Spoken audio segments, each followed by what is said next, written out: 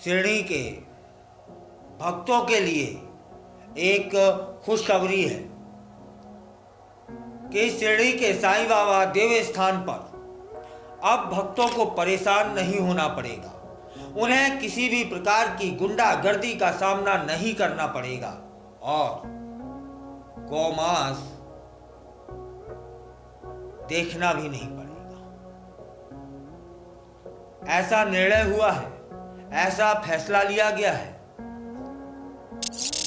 राधा कृष्ण विखे पाटिल ने यह जानकारी दी है कि शिरडी के साईं बाबा देवस्थान परिसर से सभी प्रकार की जो गुंडागर्दी हुआ करती थी वह अब खत्म कर दी गई है और जो नहीं हुई है उसके लिए प्रयास जारी है।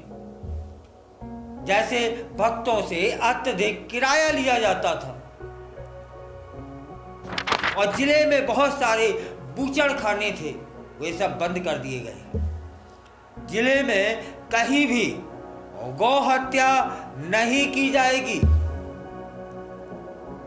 पाटिल कहते हैं कि शिरडी में गुंडों द्वारा भक्तों को लूटा जा रहा था, जिसकी अनबरत शिकायतें प्राप्त हो रही थी। होटलों में अत्यधिक किराया लिया जाता था, दर्शन के नाम पर लूटपाट जारी थी, जो कि बंद कर दी गई है। अब भक्तों को किसी भी प्रकार की लूट या परेशानी का सामना नहीं करना पड़ेगा। ऐसी दर्शन व्यवस्था भी हो गई है। महाप्रसाद में घुसपैठ जो होती रही थी वह बंद कर दी गई है। साईं बाबा के महाप्रसाद में बाहरी लोगों की घुसपैठ कई बार सुनने को मिली, देखने को मिली, वह पूरी तरीके से बंद हो गई है।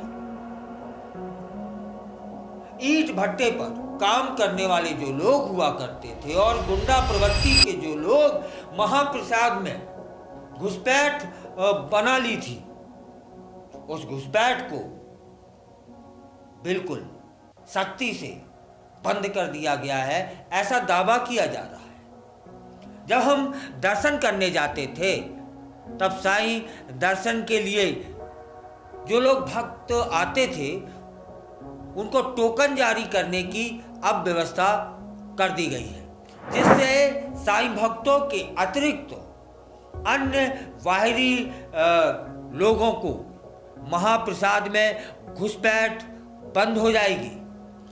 साईं बाबा के मंदिर परिसर में सभी अनधिकृत निर्माण पूरी तरीके से ध्वस्त कर दिए गए हैं।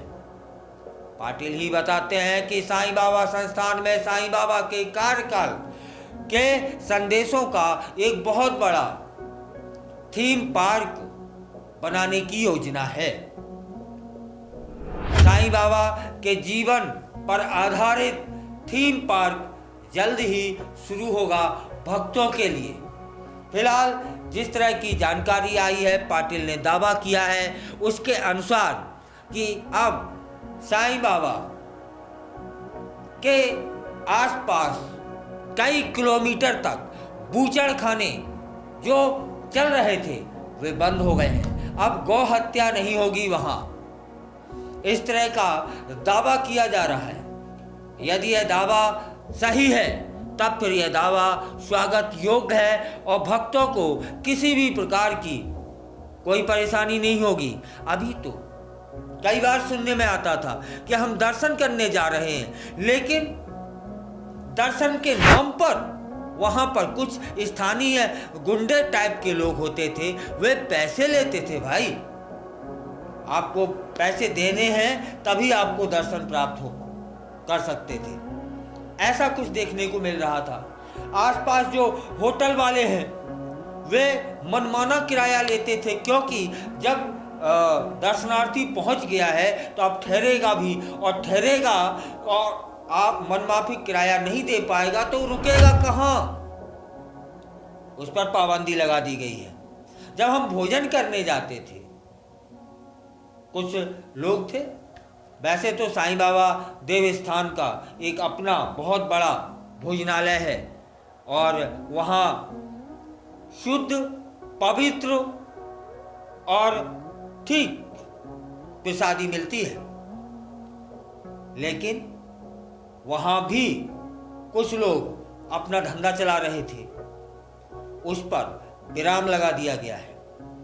यदि हम बाहर जाकर के कहीं किसी होटल में भोजन करते थे, वह भी महंगा था, मनमाफिक उन्हें पैसे देने होते थे, उस पर भी विराम लगा दिया गया है, सख्ती कर दी गई है।